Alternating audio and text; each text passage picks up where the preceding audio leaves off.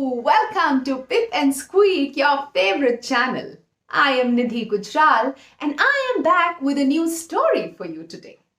But before we go to the story, I have a little activity for you. Look down. You will be able to see a red color button that says subscribe. Go on and press that button. But wait, you're not done yet. Next to the subscribe button, you will see a bell icon. Go on and press that as well, because that will let you know when I put up my new story. So go on and do all of that, and now let's go on to the story. Once in a village there lived a poor Brahmin named Swaminathan. Swaminathan lived all by himself, alone in a small ramshackle of a hut. He had no family, no relatives, not even friends. And he was so poor that he begged for a living. So every single day, Swaminathan would pick up a small rag of cloth, wrap it up, and tie it to put it on his shoulder like a bag. And every single day, he would go from house to house, begging for food. Whatever he begged for, he didn't eat it. He would bring all of that back to his little hut and he would store it there. And he would eat from there whenever he would feel hungry, and he would keep the rest away. And that's why he was known for his miserliness. But the people in the village were very kind and they didn't mind helping Swaminathan. But lately it had become very difficult, because the village had been struck by a terrible famine. There were heavy rains and floods in the village, because of which all the crop and the grains had been destroyed. There was either no food, or whatever little was available was so expensive that the people could not, even if they wanted, share the food with Swaminathan. So Swaminathan had been starving for days. Whatever food he had kept stored in his little hut was also starting to get over. He didn't have enough food for a long time. And so one day, when he couldn't take the grumbling of his stomach any longer, he picked up the torn and tattered bag of his, flung it on his shoulder, and he started to walk to go to the lake so that he could quench his thirst, or rather hunger, with a little bit of water. He bent down to drink some water.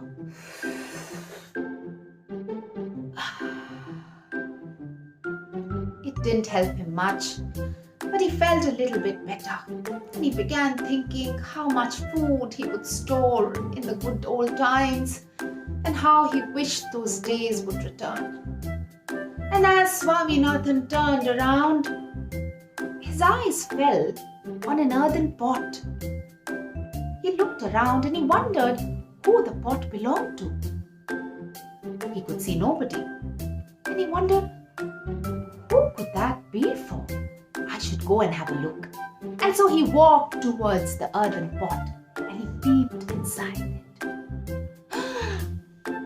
He was delighted to see that the pot was full of flour. Swaminathan looked around him once again greedily, and he looked into the pot again. Yes, it was full of flour. His eyes lit up. In this famine, getting so much flour, that too for free, was a stroke of luck. Swaminathan was so happy. He looked up into the sky and he said, "Oh, God has been kind. Finally, God has blessed me with so much food. I won't have to go begging any longer. I will have food, enough food for many days." And so Swaminathan looked around him once again, and when he saw no one, he was very happy. He picked up that big earthen pot and he put it on his head. He began to walk back home. And the whole way he kept looking everywhere to make sure nobody was coming behind him for the pot. And as he saw his home, he was feeling very happy. Nobody had come to claim the pot, so the pot was all his. And he reached his house and he kept the pot next to his bed. And he sat down. The pot was very heavy. Swaminathan kept the pot and he kept looking at it for a long time, feeling very happy that he wouldn't have to go begging and he'll have enough food for a few days at least. And he started thinking, I could make lots of rotis with it and I can eat for many, many days. But wait, shall I sell it in the market and buy some new clothes for myself? These have become very old and torn. But what do I need clothes for? I'm a poor beggar anyway. No, I won't buy clothes. Maybe I should just bake some bread and eat it. Oh, I'll be full after so many days. Even the thought of bread makes my stomach grumble. But wait a minute. Swaminathan was very indecisive. He couldn't decide what he would do with that pot of flour. And so there were so many thoughts that were going in his head that Swaminathan had to stop. He said, let me just take a little rest. I'll sleep for a while and then I will think what I want to do with this pot of flour. God has been so kind to me. I shouldn't let it go to waste. I should do something really good with it. And so he tried to sleep. He went and lay down on his bed.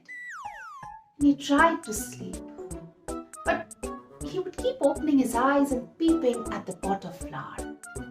He was so happy he could not sleep. And there were so many thoughts that kept going on and on and on in his mind that he finally woke up and he sat down and he said, wait, there is a famine going on. This pot of flour will sell for a good amount of money. Maybe I can even get 100 silver coins for it. If I sell this in the market and I get 100 silver coins, I can buy a pair of goats with it. And that green patch just outside the house, that's perfect. There's so much green grass, fresh, sweet grass. I can rear the goats. They can eat the grass for free over there. And when they become nice and fat, they will give me a beautiful kid. And every 6 months, they will have kids. And those kids will have more kids. And then more. And soon I will have a big herd of the goats. Yes. Oh, and I can then sell those goats in the market. And once I sell them, I could buy 2 cows. And the cows can give me a lot of creamy milk. And I could sell the milk in the market. No, wait, I won't sell all the milk. I will sell some milk in the market and with the rest of the milk, I can make some cream and butter. Yes, that will fetch me good money. And then maybe I can even open a sweet shop. And yes, I should open a sweet shop. And in that sweet shop, I will have laddus. And there will be gulab jamuns and halwas and rabdis and jalebis. My mouth is watering just thinking of all of that. Oh, what delicious things I'm going to make. And the whole village will come into my shop. I will be famous. Why just the village? People from the town and the city will also come and they will buy my sweets. Oh, and then I will be rich. Oh. And you know, when I become rich, I will buy horses. Yes, all rich people have horses. And you see, it's always been my dream to sit and ride on a horse. Oh, those horses. When those horses have babies, I can sell them in the market. Horses will sell for a good amount. I will get a lot of gold coins. And maybe after that, with all of those gold coins, I can even start a jeweler's shop. Where I can make gold ornaments. So imagine how rich I will be, and I will just sit back and relax. And then I will go looking for the most precious stones for my ornaments. And when I fit them in the ornaments, they will be the most beautiful. Then I will buy silken robes. And then I will go over to the king and I will show him all of that I have made. And the king will love it so much that he will buy everything for his queen. And then he will present it to the queen. And the queen will be so happy because this was just what she was looking for. And she will buy everything from me. She'll wear my jewelry and go around the world, and everybody in the whole world will see what a great man Swaminathan is. Oh, yes. And then the king and the queen will be so impressed with me that maybe they will marry the princess to me. And I will become the prince and even inherit some of the kingdom. Maybe become a king someday. And I will have a big palace with even bigger gardens. And I will be a king of my wife. And then the most beautiful day in my life will come, when my wife will bless me with a baby boy who will inherit all of my riches. And then I will spend my days playing with my little boy who will grow up so soon. But wait, what if my son is naughty? I can't have a naughty son, no? I have to discipline him. How will I discipline him? If he doesn't listen to me, I have to make him understand. And for that, I will even hit him with a stick. Yes, how dare he be naughty? Now Swaminathan was so lost in his thoughts that he started actually hitting his imaginary child with a stick. And his arms were flailing from here and there, thrash, bang, crash, and there was a loud crash, like something had broken, like something had shattered. Swaminathan looked to his left, and then he looked to his right, where he had kept the earthen pot full of flour. He was shocked.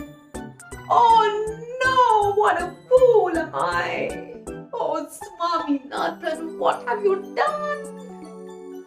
Swaminathan was actually looking at the shattered earthen pot which had been once filled with flour, and around which he was weaving all of these dreams of becoming rich and even becoming a king one day. He held his head and he cried and he cried and he regretted what he had done. But it was too late. Nothing could be done anymore. And that's why, children, it is never a good idea to build castles in the air. If you want to do something, to become something, or to get somewhere in your life, you have to work very hard for it. You cannot just sit back and dream aimlessly. Things don't happen on their own. You have to work for it. So keep that in mind until next time when I come back to you with a new story.